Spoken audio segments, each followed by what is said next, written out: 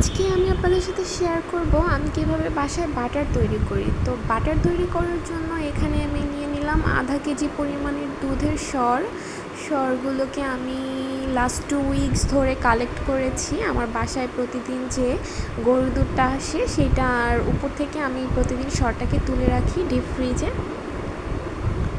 তো 2 সপ্তাহ ধরে জমানো সরটাকে নিয়ে এখন আমি বাটার তৈরি করব। বাটার বানানোর জন্য প্রথমেই আমি জারের মধ্যে দুধটাকে দিয়ে দিলাম, মানে দুধের সরটাকে দিয়ে দিলাম, সাথে ঠান্ডা পানি দিলাম, তারপরে কিছুক্ষণ ব্লেন্ড করে নিলাম। আর এই তো দুধের থেকে ক্রিমটা, মানে ফ্যাট যেটা দুধের সেটা আলাদা হয়ে গেল। এখন এটাকে আমি ভালো মতো চেপে চেপে পানি দিয়ে ধুয়ে নিব, যেন যে এটার মধ্যে যে এক্সট্রা মিল্ক আছে সেটা না থাকে, কারণ যদি এটা থেকে যায় তাহলে বাটারটা বেশি দিন ভালো থাকবে না, গন্ধ হয়ে যাবে। তো এটা আমি বানিয়ে ফেললাম বাটার। এভাবে আমি বাসায় কিছুদিন পর পর বাটার তৈরি করি, তো বাচ্চাদের জন্য আমার আর বাইরে থেকে কিনতে হয় না, এটাতেই হয়ে যায়।